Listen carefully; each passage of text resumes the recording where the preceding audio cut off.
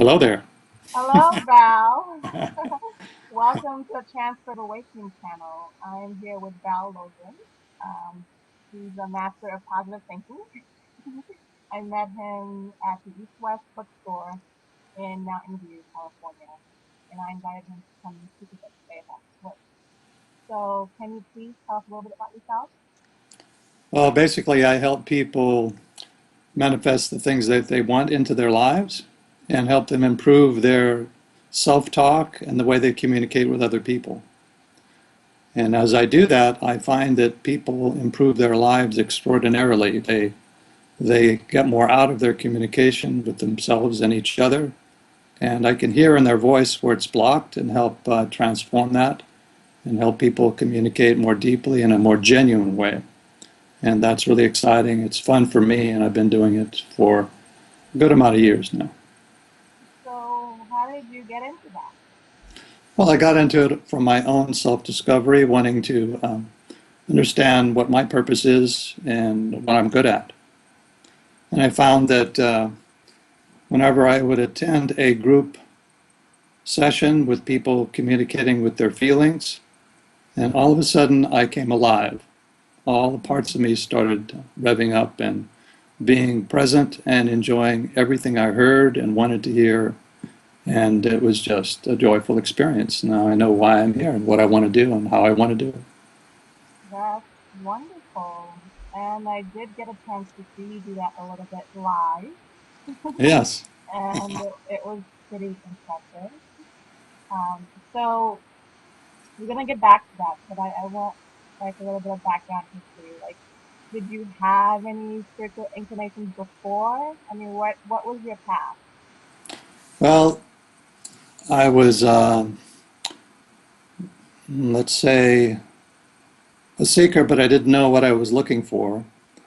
And then I came back from the military over in Germany during the Vietnam War.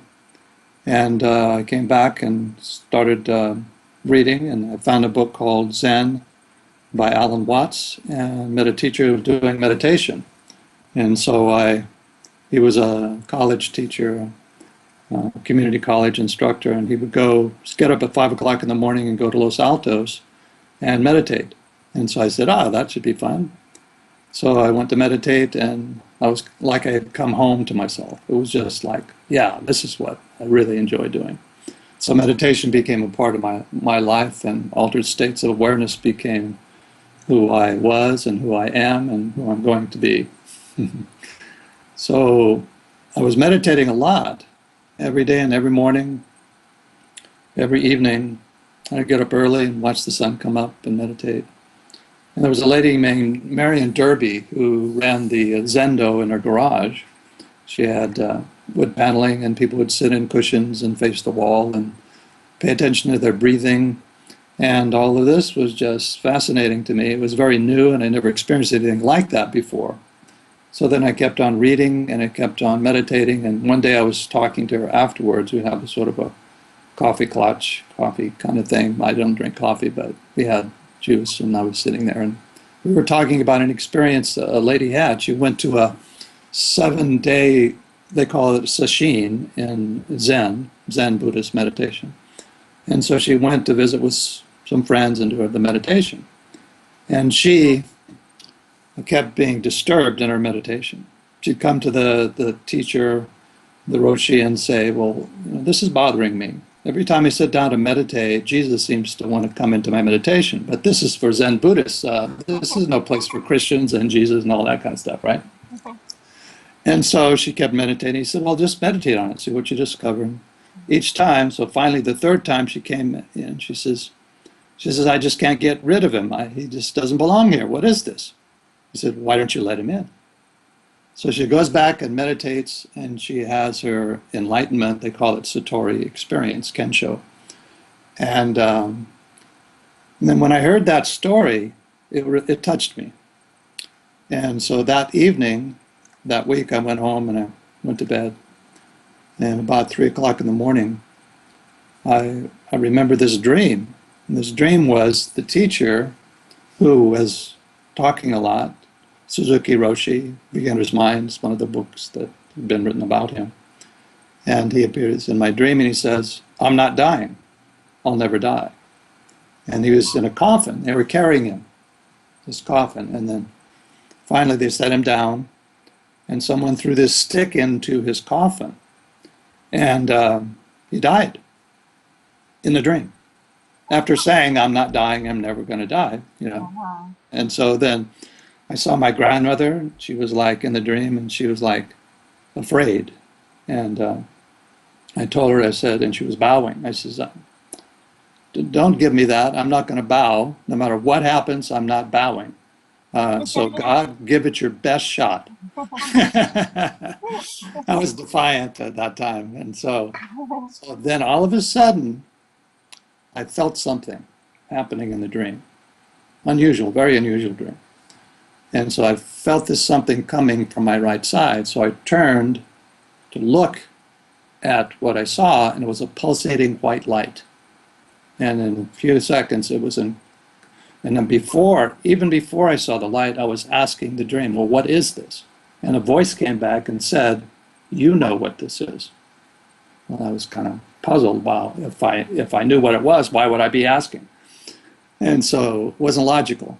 So I was engulfed in this pulsating white light, and it was like electricity was shooting through my whole body, mind, and being. And I woke up.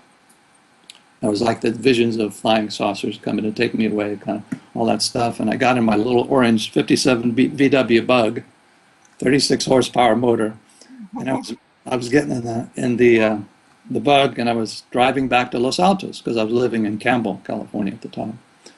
And I was riding along, and I saw this highway patrolman had pulled somebody over, and they were talking to the. I don't know if he gave him a ticket or not, but he was pulling him over. And I almost pulled over, jumped out of the car, and was going to run over and say, "There's nothing to be afraid of.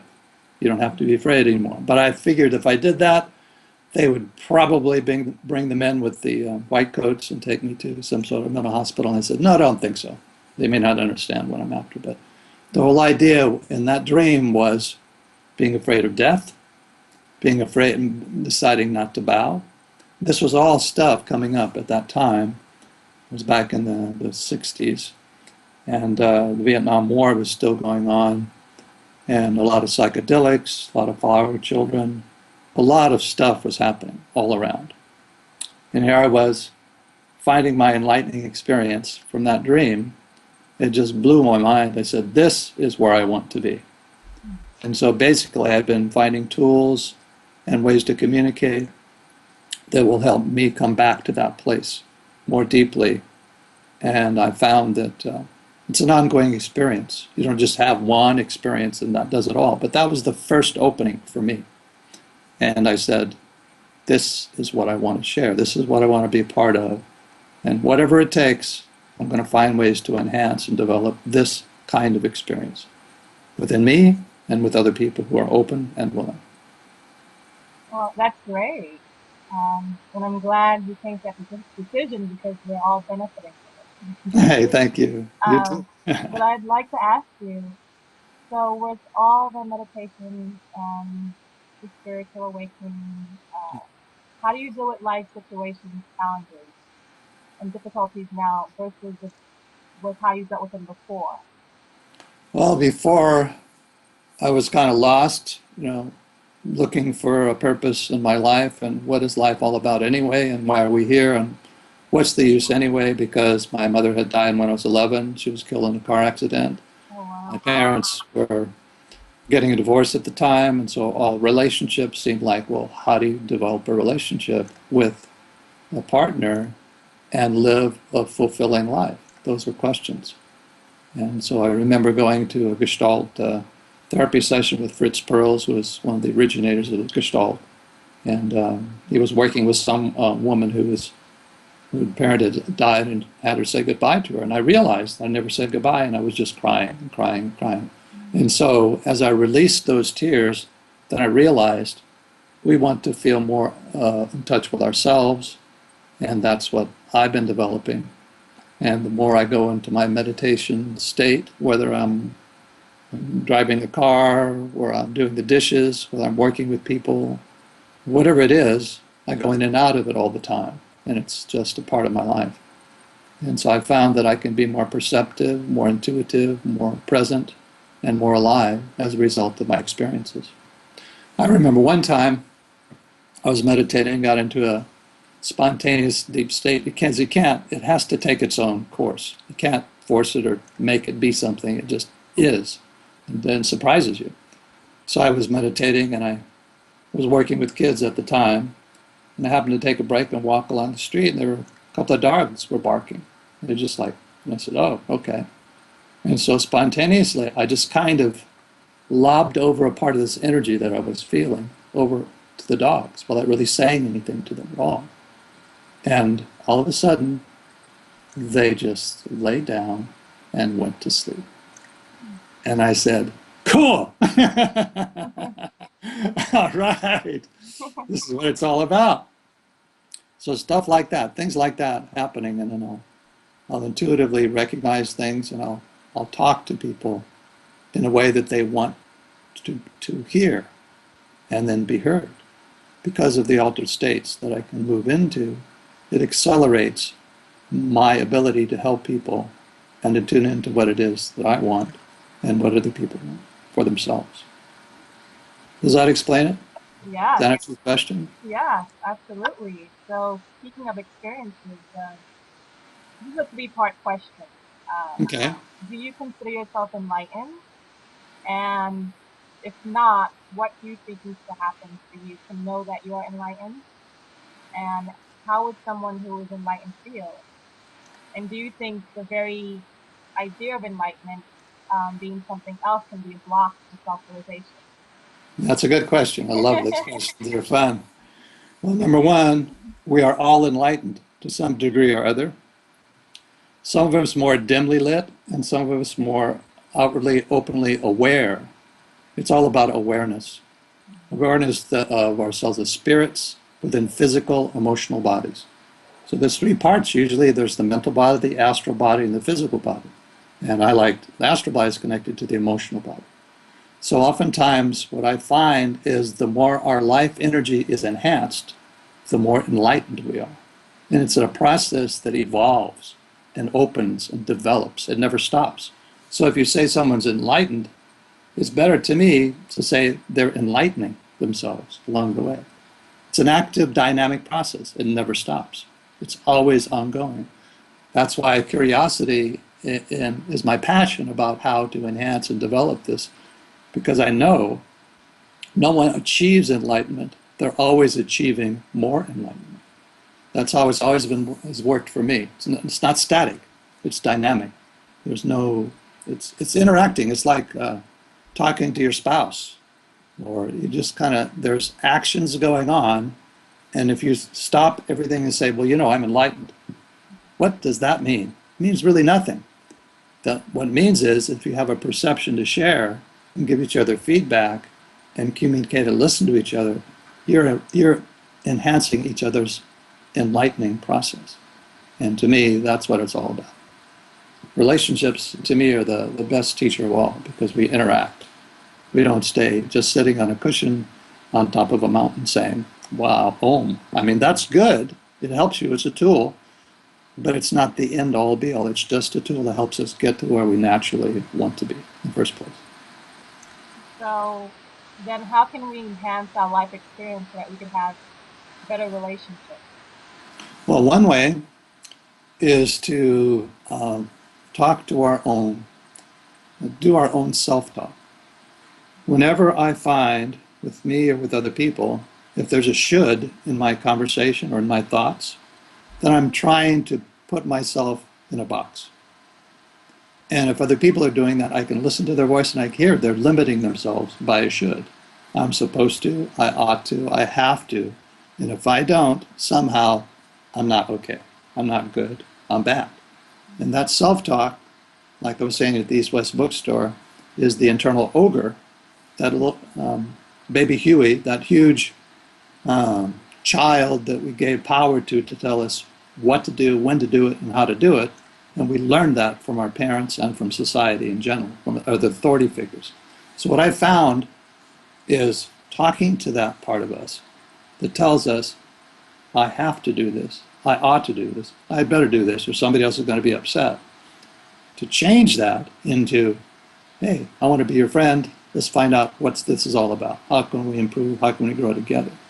Instead of protecting myself from all these, here's how you have to do it, here's how you're supposed to do it. And so I was in SAGE seminars, and that was a personal growth seminar company that flew me all over the country, because not just me, but other people too. Because I had this ability to hear in a person's voice where they're stuck and how to help them get unstuck. And it all comes from this self-talk, usually.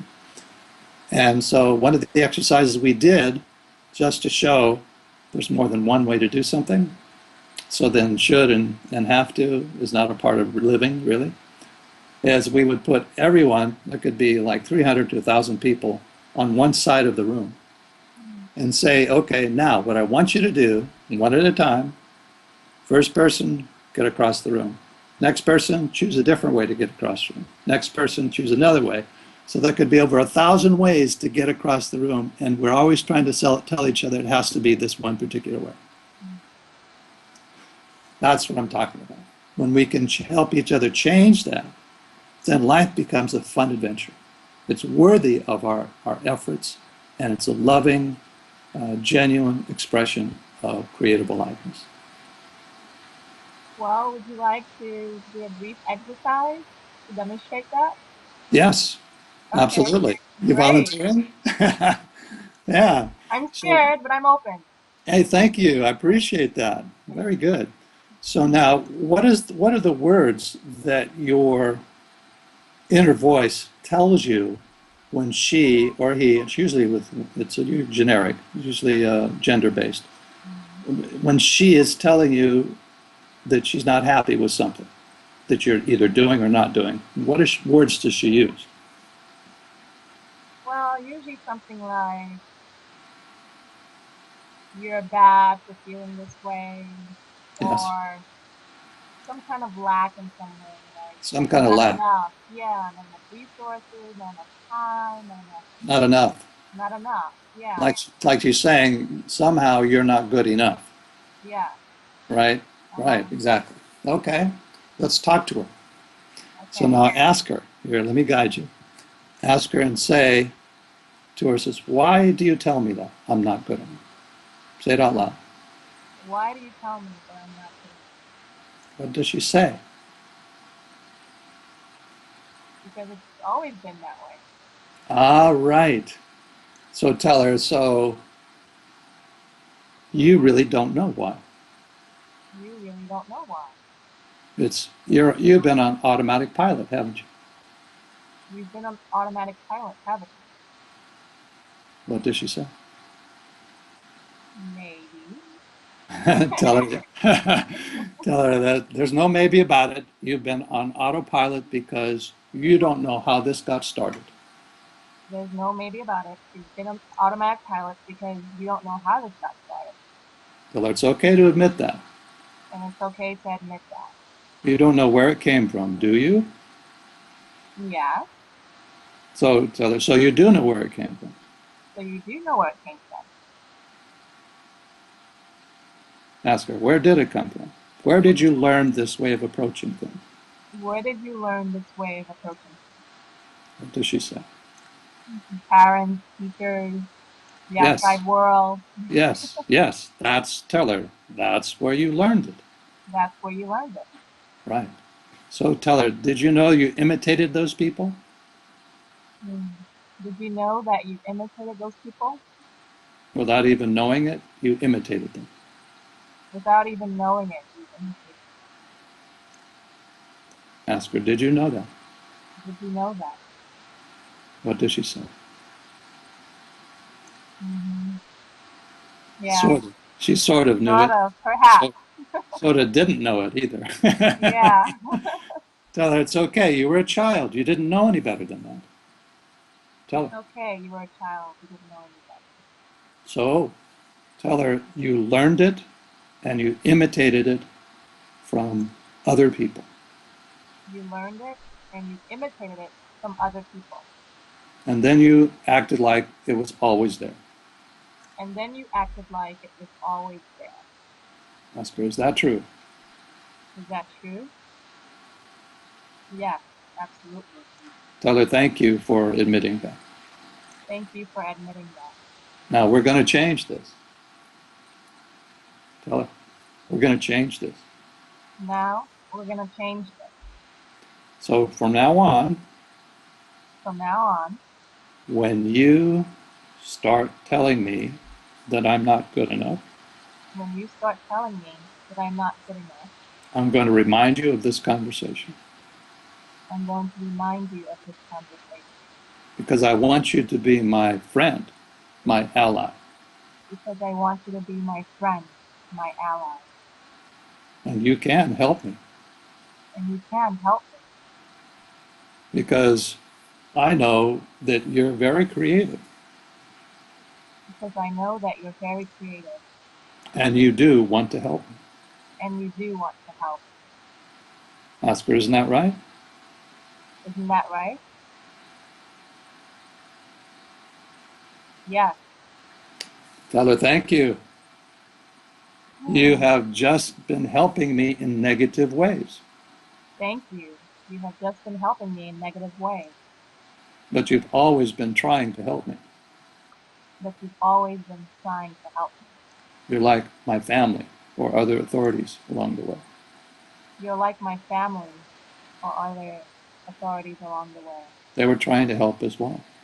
They were trying to help as well, But see, they were also brainwashed, but they were also brainwashed, thinking that they had to be negative in order to get a positive. thinking that they had to be negative in order to get a positive.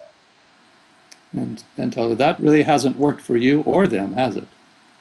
That really hasn't worked for you or them, has it? What does she say?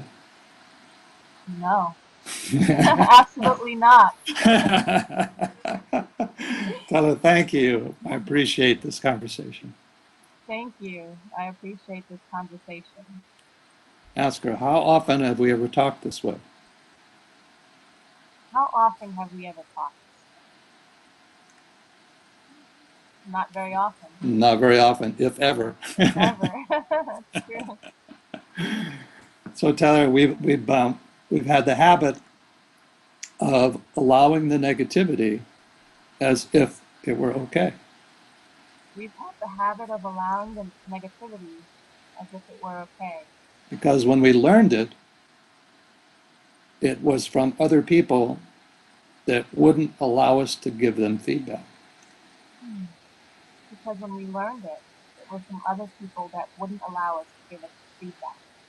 Right. So, and ask her, did you ever ask me to give you feedback? Did you ever ask me to give you feedback? What did she say? No, No. and not at neither all. and neither did they. And neither did they. So now we're going to give each other feedback. So now we're going to give each other feedback. If it's not working, how you're talking to me, I'm going to tell you how I want you to talk to me. If it's not working how you're talking to me, I'm going to tell you how I want you to talk to me. And we'll work it out together. And we'll work it out together. Now, what does she say? Okay, truth. All right. So ask her, how are you feeling? Ask her, how are you feeling from what we've been talking, how we've been talking to each other? How are you feeling from how we've been talking to each other?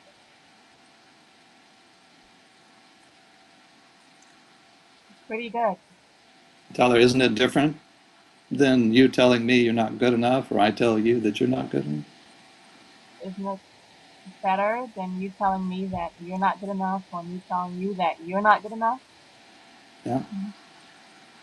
Yeah. See, we can learn how to support each other genuinely. We can learn how to support each other genuinely. And that feels much better to me and to you. And that feels much better to me and to you. And as we learn how to do this, we'll be doing it more with other people too.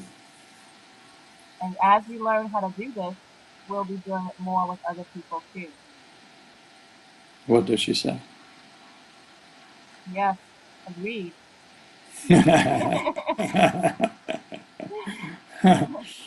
Good. So tell her, how are you feeling right now? How are you feeling right now? Pretty good. A lot better. There we go. Tell her it helps because the more genuine we are with each other, the more relaxed we become, and the more eager we want to engage. The more genuine that we are with each other, the more relaxed we become, and the more eager we are to engage With each other and with other people and with projects. with each other, with other people, and with projects. We're coming back home to each other. We're coming back home to each other. We just never talked like this We just never talked like until now. this. Until now. So, anything else coming up for you as we've been doing this regime? Wow, this is great. Yeah. This is what I call a mini Satori or a mini enlightenment experience, because look what you're discovering. It's been there all along. Yeah, It's cool, isn't it? I definitely, definitely. I didn't think it seems so simple, but yet it's such a powerful tool. It is simple. However, there are pieces to it, because when we start talking this way to ourselves, whether people were listening and they didn't have the experience, they would think you were poo-poo. She's talking to herself like a street person. But a lot of the street people, they're talking, but they're not listening. It's like, they're yelling at whatever, or they're mumbling, but they're not really engaging within themselves. This kind of way we're talking about. Because if they did, then their life would be much different, much healthier, much more available. Because somebody described this one time as the intimate conversations we have with ourselves. Because this is a very intimate conversation with yourself, isn't it? Yeah, I just feel like, oh, namaste. There you go. Just kind of basking the energy. Exactly right. Exactly right. So, see, these things help the meditation process because these thoughts come up all the time when we're meditating. And if we have a way to communicate, then we're actively involved with a self-actualizing transformation. And other times, just imagine this, for example. And if you wanted to work more with me, we could do this later.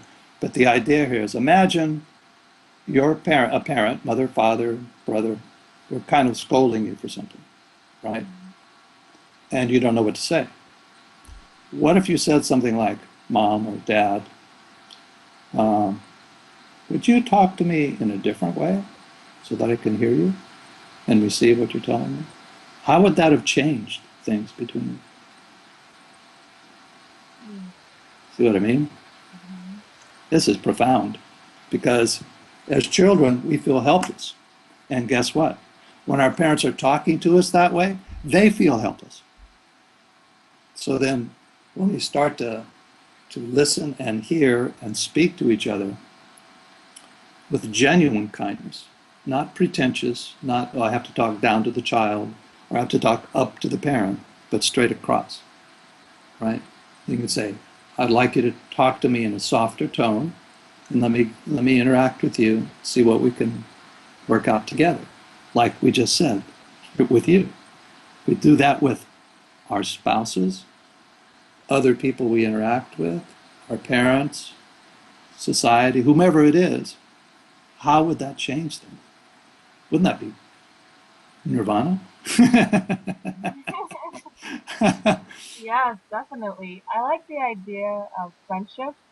Yes, You mentioned that, you know, um, it's like being a friend to yourself exactly. and being an ally. Yes. When we can be our own worst enemy when we become critical. But we shift it around and become encouraging. I mean, genuinely encouraging, not just like oh, you're the greatest, right? That doesn't do anything, really, unless it's more specifically tailored. Oh, well, hey, you're really good at communicating. You know, you remind me of Oprah, or your own style of interviewing.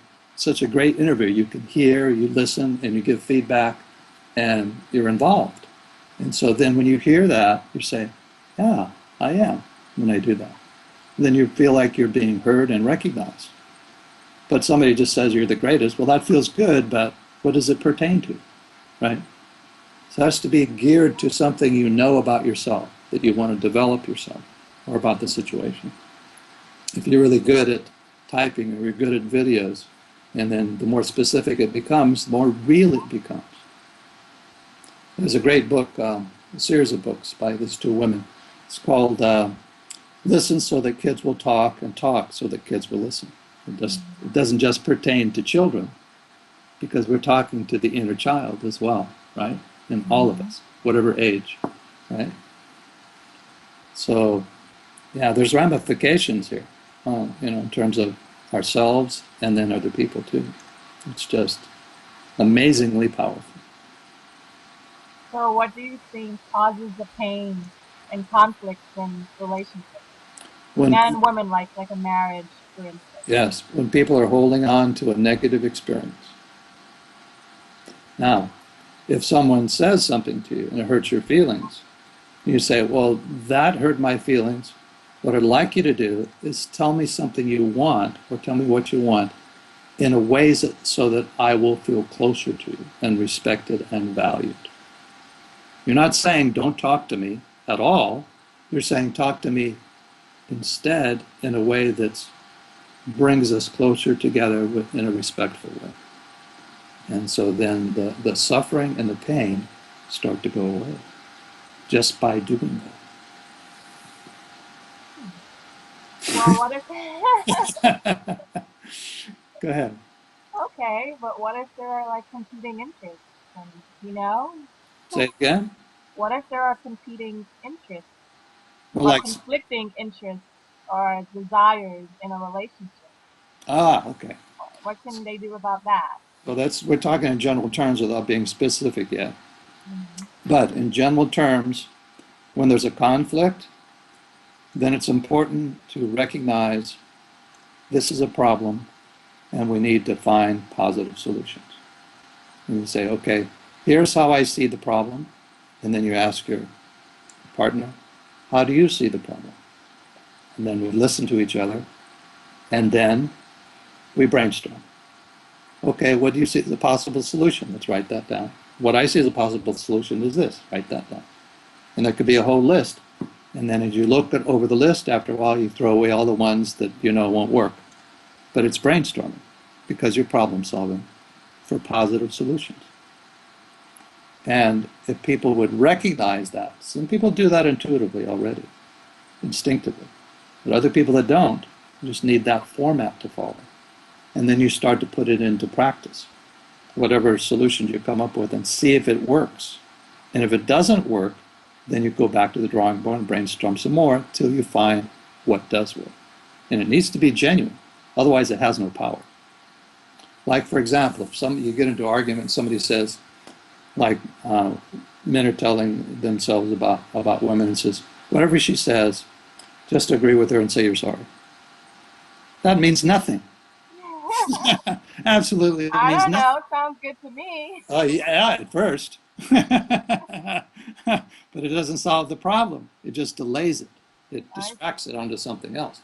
Mm-hmm. But if you both come up with solutions, here's a possible solution. As I see it, here's a possible solution. As you see it, let's try it out. See if it works. If it doesn't work, then let's make adjustments. Then you're working together. It's not just a one-way street, or whatever you say, dear. Or if you say, yes, dear, you're right, when you don't really believe she is right. And so then you stuff away those feelings. Well, vice versa. Vice versa. Yeah. So then the good way to do that is to reframe it and say, okay, from your point of view, this is what you see that works. Okay, let's write that down. From my point of view, here's what I see that works. See if there are similarities and differences. Where can we meet in the middle, right? So it's not just one person over the other or the other person under the other. It's both together coming up with different ways. And sometimes you might have the best solution of all. Sometimes I might, or sometimes we have it together. Either way, the goal is to find solution. The Yeah. same way. So is it kind of like the exercise you were talking about, where people were going across the room in different ways? Yes, exactly. Here's how I see we can do it. Here's how you see it. I don't like that one myself, but I like this one. But still, that's a possible solution. Okay. So then you don't end up judging each other. You end up confiding each other and helping each other in the process come up with a better and better solution. And this helps people solidify their connection with each other, and they learn to trust each other. When that, Oh yeah, trust. That's a yeah, great one. trust is, So, so do you think people can learn to trust each other even if the trust is not there? You think it yes, still could be reestablished? yes. One way is there's a secret formula. It won't be a secret when I tell you. Secret formula is, how can I make it up to you? I'm sorry, but sorry is not enough. So how can I make it up to you? How can we change the pattern? On my part, your part, I will do my part. What would be good? Because sorry is not enough. Sorry is it's an attempt, but it's not there yet. And someone says, "Oh, I hurt your feelings. I'm sorry." Then tomorrow the person does the same thing, hurt your feelings again. Well, I'm sorry. After a while, you realize sorry doesn't mean anything. But what does mean something is, how can I change something that will be genuine for me and good for both of us? See what I mean? It's a secret formula. How can I make it up to you? A lot of people know that, but they don't use it oftentimes. And it's vulnerable. Mm. Vulnerability is what people are taught to avoid oftentimes. Mm-hmm. That's where the self-critic comes in. Self-critic Mm. says, I'm going to criticize you so you do what I want. Instead of, let's be vulnerable and find a good solution together. Which one feels better? Ha. Which one feels better? Mm. Finding a solution together, not punishing each other into doing it somebody else's way. Mm. Because that somebody else does not exist. The way, right? It's the way. Well, what way is that? One of my mentors, I like one time, he was Jewish, and I liked a lot. He says, yeah, I've heard that expression that I've been chosen people, right? He says, but chosen for what? Chosen to suffer? What's that, right? So the more specific we get, the more accountable we can be to making a transformational change. Like Gandhi was saying, I think he said, be the change that you want to make. That's Right. what he said. So a Martin lot Luther of King your, talked about it. What's that? oh, I'm sorry, no, go ahead, I'm sorry. I was going to say Martin Luther King Jr. talked about it in a different way. He said character building. Talked about building a person's character. It goes beyond race. It goes to who you are and who you want to be. And so Gandhi was saying the same sort of thing. We become that person because of this self-talk we were just talking, and you dialogue with yourself, and you become more that integrated person, you're worthy of receiving all kinds of good things because you're doing your own work to get there. So do you believe that, because I know in a lot of New Age circles, they believe that you have to do your own work first before getting into a relationship? Yeah, well, the truth is, it's both. Because you see, when you do your own work, you want to test it out and see how you're doing with somebody else. You have to test it, otherwise you're in your own world about it. But you Like might I can't find, just be by myself in a cave somewhere and reminds me of that, the three people in the cave meditating, like they had a vow of silence. And so then one time there's a bird that flew by. A couple of weeks later, one of the person says, "Did you see that bird that flew by?" And then 6 months later, the other person says, "No, I didn't." And then the third person finally, a year later, 2 years later, said, "You guys are too noisy. I'm going to move to another cave."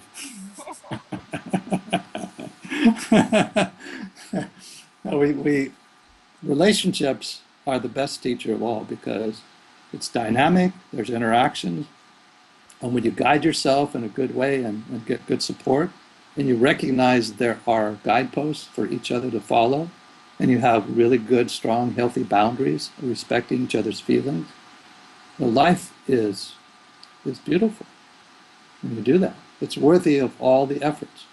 And when I watch TV or I see people interact, they don't know that. A lot of people don't know how to get there and what to do about it and how your feelings can help you. They're busy reacting and trying to just have fun rather than having meaningful communications. So meaningful communication with oneself and other people, I mean, that's the best of all worlds. Because, I mean, you can have fun playing baseball or football, but you want other people to let you play. You can't do it by yourself. Some things it's not possible to do by yourself. Well, what if two people are at different levels spiritually? Like one is probably more selfish or has anger issues. Right, right. Uh-huh. They love each other, but in terms of the spiritual values, what if it's different? Well, see, I used to think that I was really aware. And I have been pretty aware in some areas. Then I met my wife. And I realized there were things that I was not aware of that she was aware of. She gave me feedback on it. Sometimes strong feedback, sometimes kind feedback, but she could give me feedback that I could not see on my own. It's like the gorillas and the monkeys that clean each other's fur. They can't get there by themselves, but they help each other and pick through and get all the sticks and bugs and stuff out of their fur with each other. That's what we help each other do. Some things, and why would we want to do everything by ourselves? We don't. So learning to give each other good feedback is very, very helpful. Somebody has anger issues, and yet that you love each other and there's still things to work on, then you develop tools. You talk to someone like me, practice them, and then take them to the relationship and have the relationship practice these tools together, communication tools, ways of approaching it until you learn how to do it. And as you learn how, then you realize, oh yeah, I really do love you. I really do love me. Yeah, isn't that cool? Oh, I really do love you, and I really do love me. Yes, So it's not separate. that's right. It's separate and connected, both. Okay. Because that's like you read the prophet, Khalil Gibran, talks about being separate, having separate pillars in the same temple, but you're separate pillars, but you're still holding up the temple for each other. Yeah, I think I saw a movie once where someone said you could love someone and still need something from them. Yes, so speaking up for yourself is really important. And that's just this thing that people do. Women do it, men do it sometimes too. The same thing is, well, he's supposed to know what I want, how I feel. And then, but what about telling him? If he doesn't get it, what about telling him? So that he becomes more aware. Oh yeah, okay. Let me put that in my awareness so that I can work with you on that. And vice versa. And then we get a chance to speak up for ourselves with each other in a respectful way, rather than assuming if you loved me, then you would know that. I wouldn't have to tell you. Well, if we love each other, we tell each other what we want. Sometimes we know automatically because we're used to each other. Other times we're not. So we tell each other what's going on. For example, this is my favorite example. My wife and I were getting ready to go out to an event. And we have an upstairs, and she was upstairs getting ready. I was finished, I was downstairs doing some food preparation, right? She comes downstairs and she's ready to go. I'm ready. And I said, well, let me finish this up. And she blew her top. And I had no idea why, because I thought I was doing something great. I was ready to go, and I was occupying myself with some things that will help us later, right? Here we go. And she said, oh, then she got it. She says, I didn't tell you. I was looking forward to leaving on time because I was looking forward to the event. I didn't want us to be late. And by doing that, you were delaying it. And I didn't tell you. And I said, and I didn't check it out with you either. How about if we do that from now? And now, before we go to an event, we say, okay, do I have time to do this? Would that interfere? Is it okay? And she says, yes, it's cool. You see how that shifts the whole dynamic? Instead of just being angry and upset, we go to the cause, and then we communicate, and we help each other get there. How about that? Sounds simple, huh? But how often do we think of it? It sounds really good. Practice, yeah, you're putting it into practice so that we Mhm. start to think about these things. And then we don't assume, because when we assume something, we're 99% usually wrong. So you think couples need assistance? Yes. They shouldn't just be left to their own devices. Well, because if we're just left to our own devices without any coaching and awareness, how many divorces are there? A lot, Yeah. Mhm. right? So one lady as a hairstylist, she was saying to me to give me a haircut. She says, "Well, uh, how do I know that the person is right for me?" And I said to her, I says, "Well, before you get married, do a lot of counseling and coaching and classes to learn how to communicate with each other across all kinds of problems where there would be conflicts, and then see how that goes. And if you go through that during that time, probably that will help you get along much better together." Well, what if you didn't go through that? Do you think you still have a chance? Yeah, people have a chance if they're willing to learn, but usually they're not. They'll just say, oh, we're not right for each other. Well, that's because you haven't developed the skill to cross the bridge of learning how to communicate, speaking up and listening to each other, and then you become right for each other. No, you don't believe in just like one soulmate? Well, yeah, I found my soulmate, that's for sure. We have a common value. If you know anything about numerology, we're both sevens, Oh, and, nice. and we have that in common, and that's something we know is always there. But still, we have to go through the communication problems Mhm. because our past histories have things that cause us to get stuck in negative stuff. So we have to work those things through. So you don't think it's like perfect partners? Not usually, Mhm. because these skills, communication skills, if they weren't taught in our family, then we have to learn them. And then the soulmate becomes a real partner. Yeah, I'd like to ask you a little bit more about that. Like, how do you work with couples who would come to you, Hmm. for help? Well, first of all, I find out, well, how do you both see the problem areas? And then what would you like to address first? And then I coach them on how to communicate. For example, this one woman was getting really intense with her spouse, and he was like having cleaned the carpet, and the carpet was still wet, and one of the daughters was saying the carpet's still wet.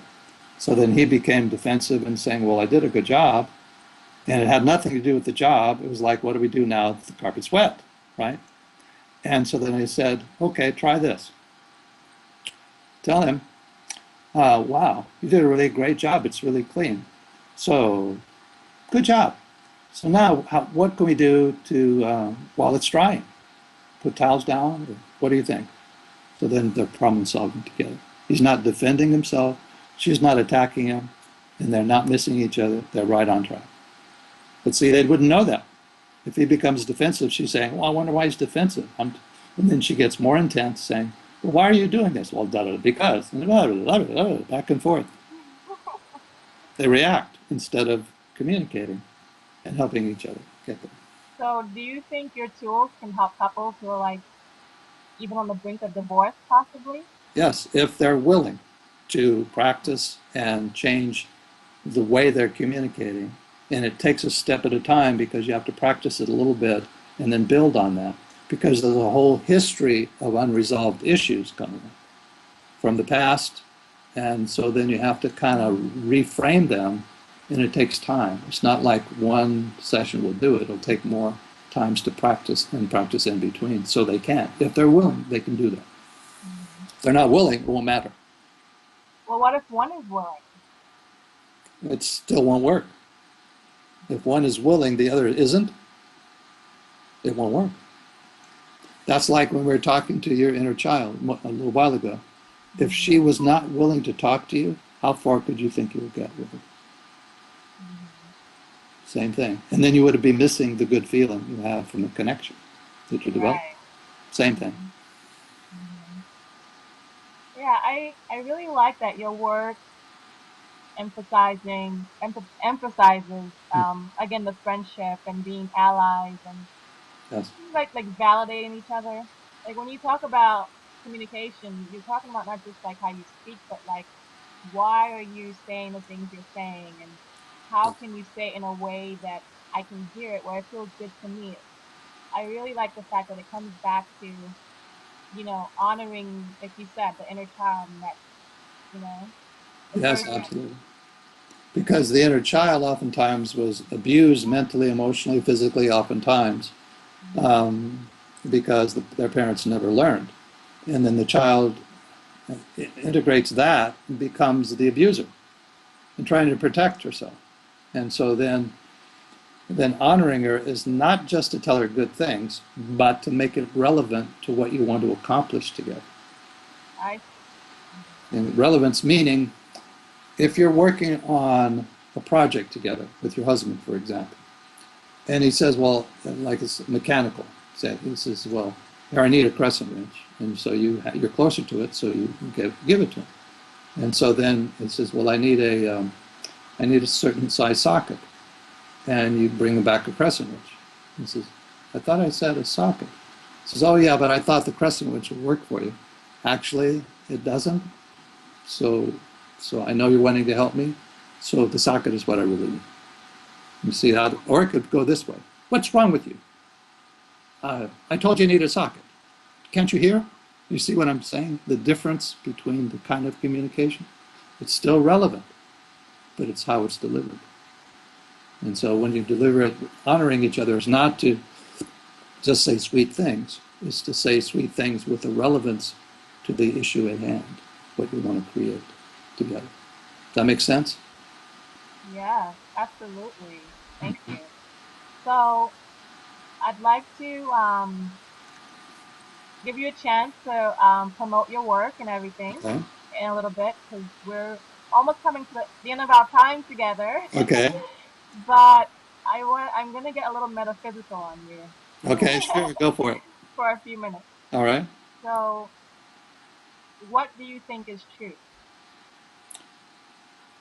That's a good question. I like that when I read it. Truth to me is finding out who we are, where we're from, and where we're going. To me, that's pretty much sums it up. But to make it even more, it's that yearning inside for realizing a deeper purpose for being here in the first place. And what that is. Sometimes it's metaphysical, sometimes it's spiritual, sometimes it's mental, sometimes it's emotional, sometimes it's physical. Whatever brings us greater life energy, to me, genuine life energy, is the truth. And when you say it, when you feel it, when you recognize it, when you acknowledge it, when you know it, it enhances your life. You become more of who you really are. That's what truth is for me. What do you think is karma? Karma is when you repeat something over and over again. If it's a negative, it's still karma. If it's positive, it's still karma, because karma is cause and effect. So when something affects you in one way at one time and you repeat that effect, it's karmically induced. So karma would be, an example would be the inner child being negatively treated and then starting to treat oneself negatively and other people negatively. That's an example of karma to me. Or if you're treated really well, respected and valued, and then you integrate that, and then you treat yourself that way, and then you treat other people that way. That's also karma.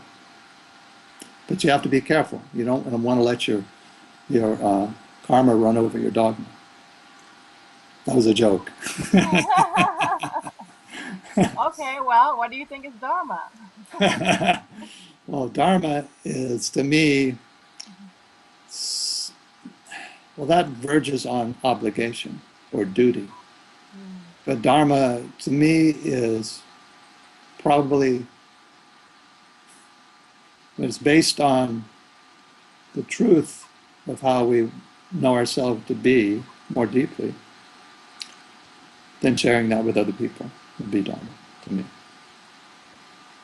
It's kind of like um, bodhisattvas, that you share your truth because you want to be that way and encourage others to find their own truth that would be a response to that kind of truth. mm. So maybe this work that you're doing is a Dharma. Yeah, I don't see it that way. I just see it as an expression of who I am and what I've learned and what I want to share. It could be considered dharma, yeah, Mm. in that sense.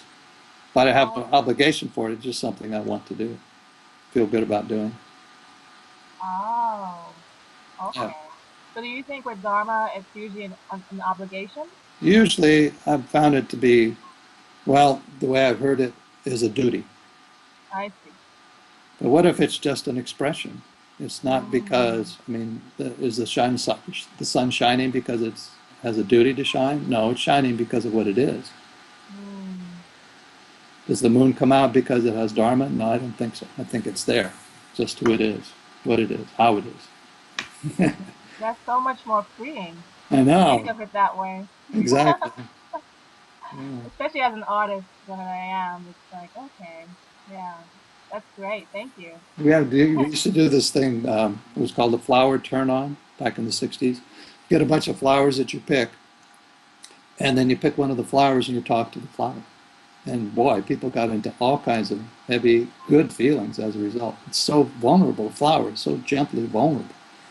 And that made me think of that when we're talking to a flower, what if the flower's inside of us? And we're talking to Mm, that flower inside of us. There's no dharma mm, involved. It's who we are. mm. And we're just expressing it. Yeah, Maharishi Mahesh Yogi used to go around with a little flower. Yes, absolutely. He had flowers in front of him and other people, I think, between. Yeah. Yeah. So speaking of which, did you have a guru? What's that?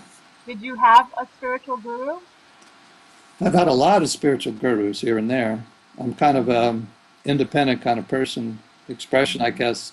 Somebody described me one time as that I walk independently where the lonely walk. Right? It's not that I'm lonely.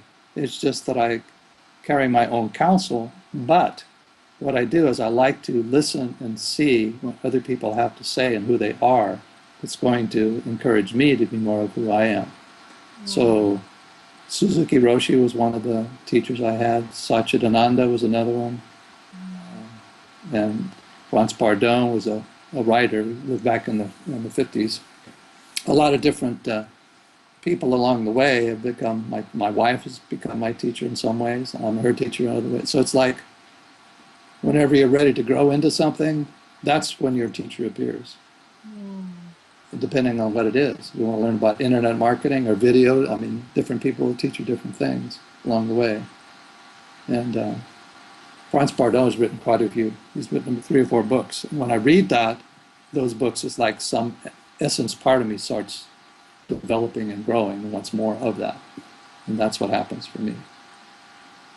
I just it facilitates and enhances and activates that part of me that wants to develop myself even further. So I guess that's the guru within me. Well, from what I've heard and learned, all gurus say that the true guru is within. Okay, good. So they usually say, find the inner guru. Yes. Uh, so, what do you think is the importance of a spiritual practice?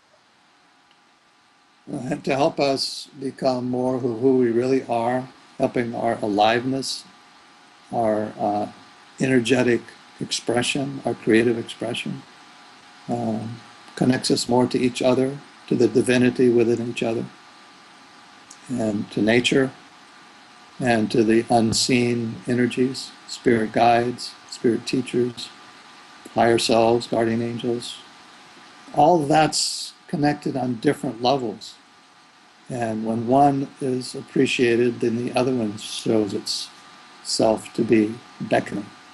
So to me, there's always a, oh yeah, what else can I see? What else can I do? What can I learn? How can I be more of who I am as a result of who I'm interacting with nature, with the cat, with the dog, with children, with birds. It's all around us. Do you think it's important to have a meditation practice? And how do you view meditation? Well, meditation to me is sitting quietly and following your enjoyable breath. And that's how I started. And people who are new to it, just learning how to do that is monumental, is a beginning. And meditation is a good tool. If you can meditate without the formal sitting cross-legged on cushions and doing different postures, great. But some of the postures and some of the tools and techniques help us be present more, and that's meditation can do that. Sometimes it helps us space out. So other times it's more grounding and more connected. And I mean, there's all kinds of ways to develop ourselves, but going into that stillness and being taught by it is the biggest gift to me. What do you think of the conscious and the unconscious mind? Well, the conscious mind is what we're aware of as we look around us and develop ourselves. That's conscious. Unconscious, it can be breathing, because we're not consciously trying to breathe. Sometimes we're unconsciously breathing. Now, if you talk about the subconscious, that's the inner child we were talking to earlier. Subconscious programming is stuff that we're taught without question, that we've learned without question. And the more we develop our awareness and communication with our subconscious, the more we, let's say, reclaim parts of ourselves that we pushed aside, acting like they didn't matter. And then our unconscious will be helpful. There's also the superconscious, which is the level of deeper levels of meditation and connection with other beings that are more highly developed than we are and want to develop as a result of communicating with us, so that we can tune in to them and be more of who we are as a result of that communication. Then they remind us that we're also spirit in physical body. And maybe they don't have that physical body, but they have had them. And so we do have something in common. So with your work, with talking to the inner critic, Uh-huh. is that speaking to the conscious, the unconscious, and the subconscious? That's speaking to the subconscious. Yeah. Subconscious. Yeah, that's how I categorize it. Because unconscious people kind of think of as similar to the subconscious. Subconscious is like underneath. Unconscious is not even aware that it's there, so to speak. And Gestalt, it's also talked about the foreground, which is in front of you, and the background, which is in back of you, that you're not aware of right then until you focus on it. Then it's in the foreground, and the rest of it's in the background. So the background would be the subconscious. And the unconscious is automatic things that go on to keep the body alive, to me. So then, are we bringing it up from the subconscious to the conscious mind? Yes, uh-huh. With the work? Is that the whole purpose? Absolutely, that's the whole work. And then as a result of that, then the other spirituality has a place to grow also. Because we're not blocking it with our subconscious fears. And then our body-mind connection is more easily activated and connected. That's how I see it. Do you think there's free will? Absolutely. However, free will oftentimes means letting go of fear.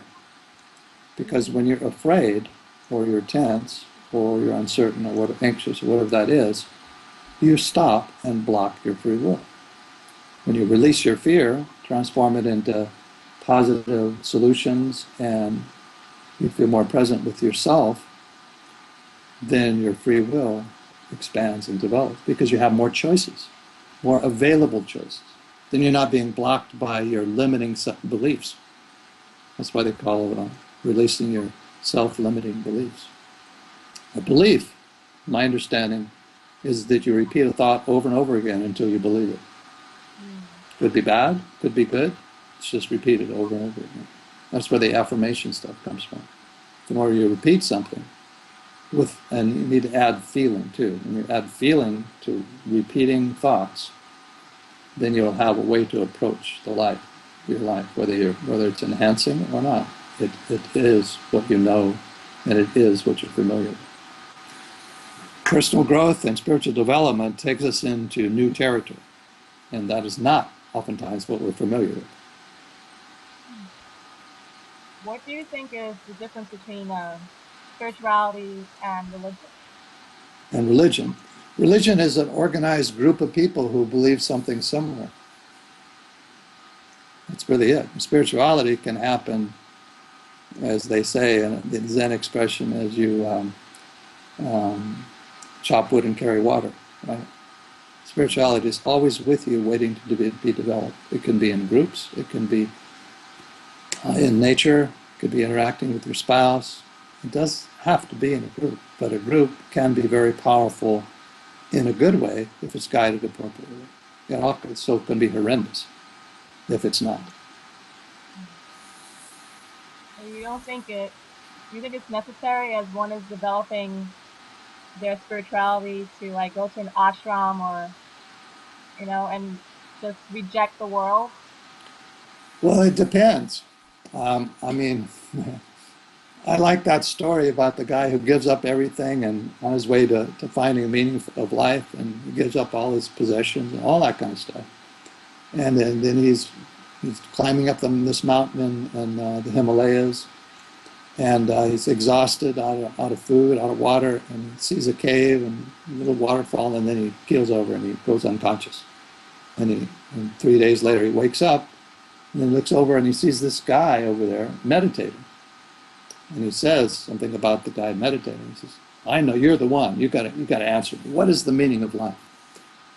And the guy goes into his accent and he says, "Well then, life is like a waterfall." Because he's meditating on that. And the guy looks at him and says, "What do you mean? I've given up all my life possessions, my family, my friends, to find the meaning of life. All you got to say is life is like a waterfall. Give me a break."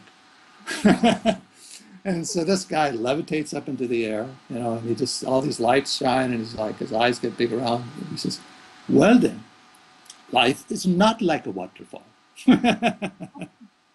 So you see, that's one of my favorite stories. But if you have a sacred place and you create it to be that way for yourself, and it works for you, and you want to invite other people to that place, and they want to observe that as well, and it gives you a good feeling, it gives you support, that kind of thing, there's nothing wrong with it.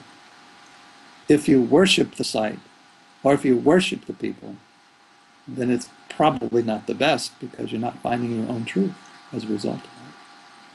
So it reminds me too, the Zen expression of eating the menu instead of the dinner kind of thing. Is that if you worship something and it's really not your own guru inside, then it's a misdirected path. But then even from those misdirected paths, you'll find a direction that can work for you. When you get tired of worshiping something outside of yourself, then you start getting hungry for the real truth. But yeah, there's nothing wrong with setting up an ashram or a meditation center, and that's what you like and you enjoy, and other people enjoy it, and you have good communication with the people involved.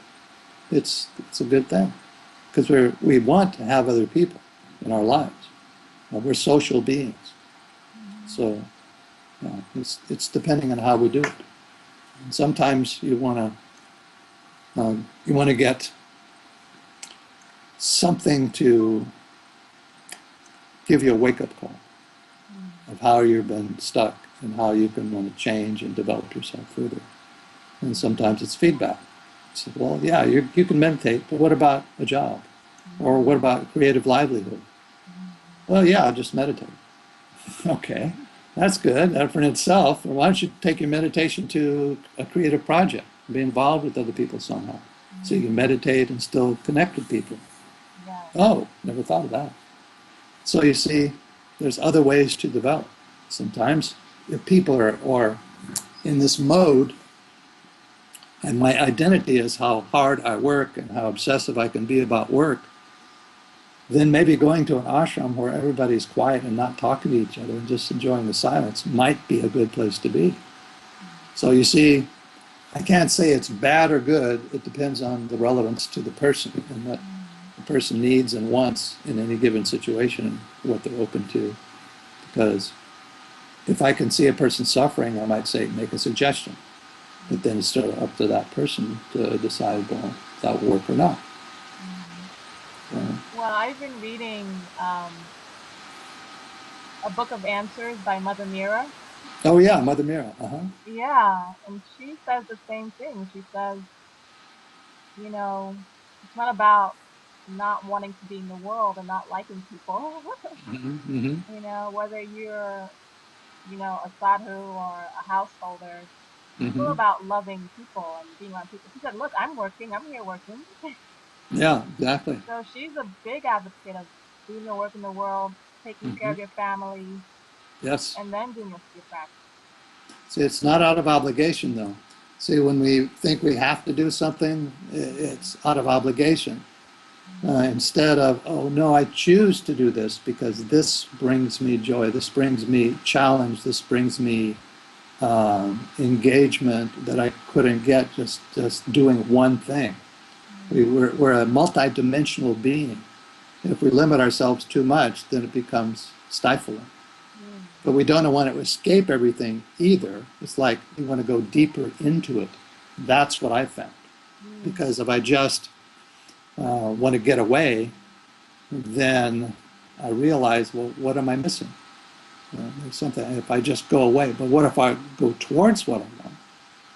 That's different. Go towards what you want. Yeah. Yeah. Instead of escaping, Mm. there was a book called, what was that guy back in the 40s wrote this book? It was called Escape from Freedom. Because people were trying to get away rather than being present and working things through. And then there's where the enlightenment comes from. But if you're trying to get away, you're in fear and there's no enlightenment. There's no discovery because we're just too afraid. And then when we find that we don't have to be afraid, whoa, that's a whole different thing. Then, well, now what do I do? If I'm not afraid, what do I do?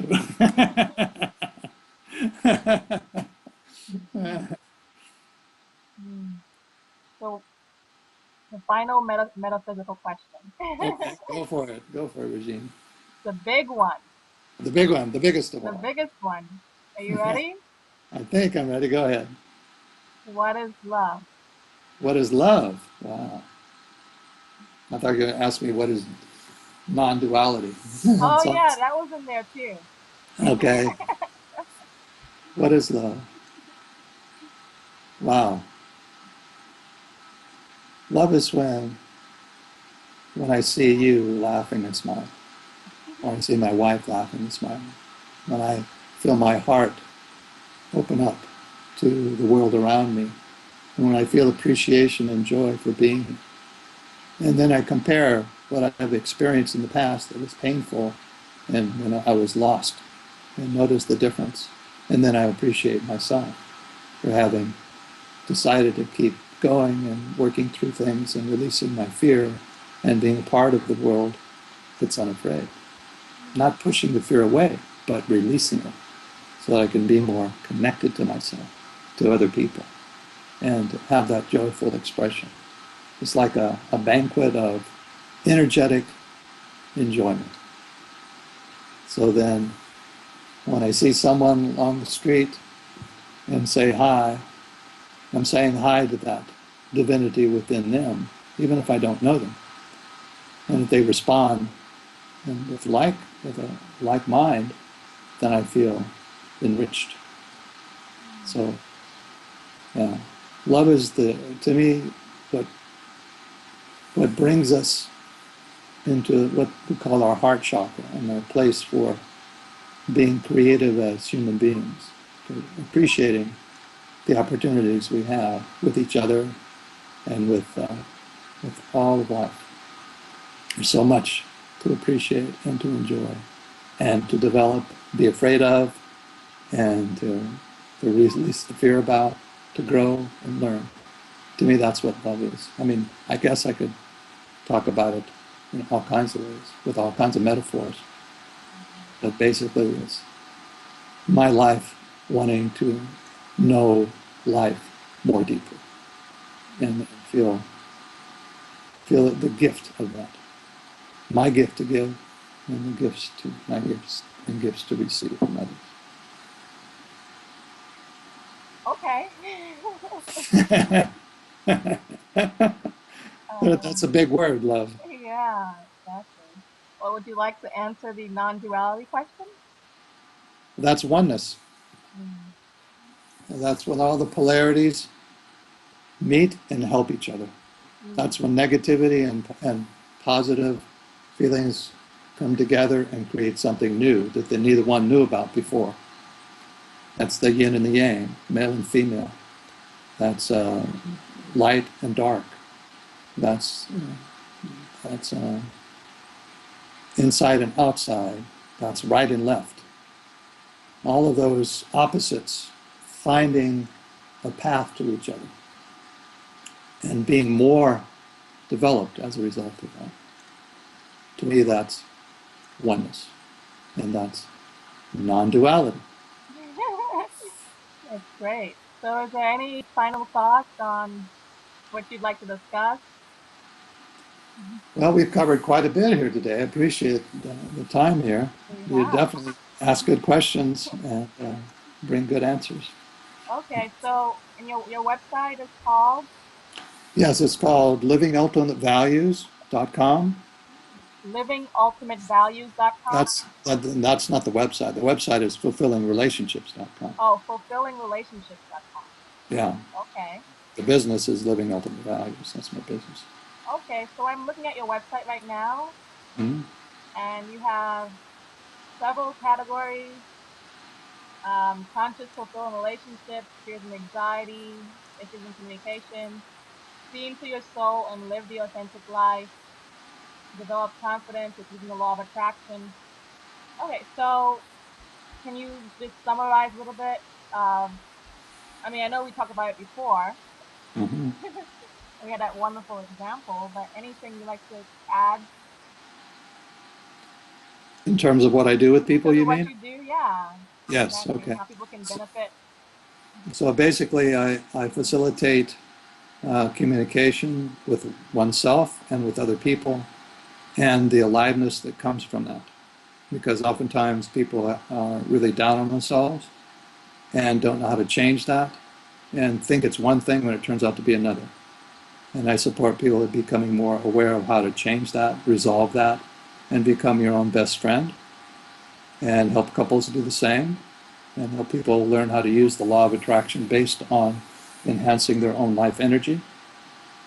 And this becomes oftentimes astounding to people, and it's a big surprise that simple things can be so powerful. And oftentimes when I work with people, I will tease people and call it, I do verbal acupuncture.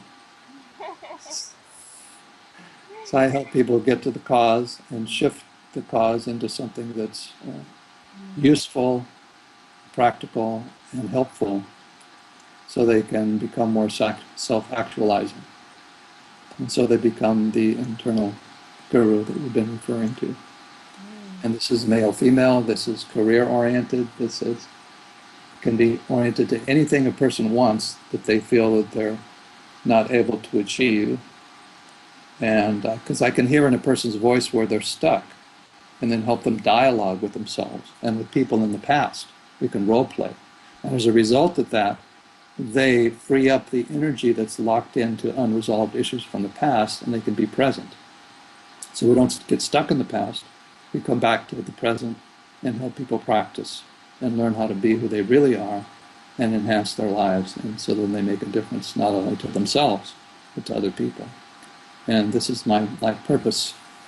And it's a joy, because the more I learn, the more I want to share. And the more people share with me, the more I can learn and grow and develop. Because I believe that's what we're here for. We're here to grow and to learn. And there's three ways that I have heard about, and they pretty well encompass it. The first way is through suffering, and that's attaching to negative experiences. Most people are pretty good at that. The second way is through service, being of service to other people, usually. But what about moi? What about moi? And the third way is through magic. Magic meaning the unseen. Magic meaning metaphysical, meaning spiritual, meaning energetic. So that as we develop ourselves along these lines, we realize that the invisible is not invisible. It just takes a different kind of perception. It's not just the physical world, but it includes the physical world. And I remember a statement one time that Glenda Green's book talked about Yahshua, which is Jesus. And he said one thing that I liked, which was, the universe is a great and wonderful place. And within the universe, 1% of the universe is the physical world. So if 1% is the physical world, imagine what we could create. What's waiting for us to create? All kinds of possibilities. We're just basically tapping into it. The more we grow metaphysically, the more we grow spiritually, emotionally, mentally, the more we enhance all of that, the more we create things that have not yet been created. What a wonderful world of opportunity. So that's how I see it, that's how I live, and that's how I promote what I do, because when people are enhanced by my tools and skills, and they make them their own in their own individual way, then they increase the likelihood of other people wanting to grow and develop, and that's how we share that, the like-minded people. I noticed on your website that you're going to be speaking in a couple of places. Oftentimes I speak at the East West Bookstore, and sometimes Angel Light and other places along the way. Okay. But where's the next place you're going to be if someone wants to see you live? well, the next place is going to be this particular YouTube video. That is true. And if they want to get a hold of me, they can call me at 707-681-9707. Leave me a message, and I will get back to them.